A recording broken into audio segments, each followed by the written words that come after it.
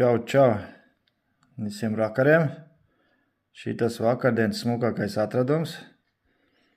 Ūdenī izdevās notīrīt. Te aizmugurē uz vāciņa ir rakstīts stainless steel.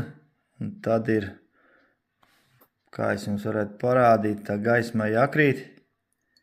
Te ir oriģināli Rolex. Varbūt ir kaut kāds pulksteņu meistars, kurš man var pateikt, ir oriģināls vai nav. Jūs paskatās. Man tā bultiņa ik pa laiku, pa kā 10 sekundi paiet uz priekšu un apstājās. Varbūt viņu uz kustību ir tas lādējās viņš pats uz kustību bez bateriju. Kā arī jūs redz. Hejā, viss darbojās. Visi čikiniekā. Nu ko, draugi? Ko jūs man varat pateikt? Kurš ir kāds pulksteņu meistars? Varbūt, ka kādam dīleram jādod detaļās. Nu, un ja kādam interesē, kā es viņu notīrīju, 9% tikai etiķi, 3 stundiņas un ar zobirstītu veco notīrīju.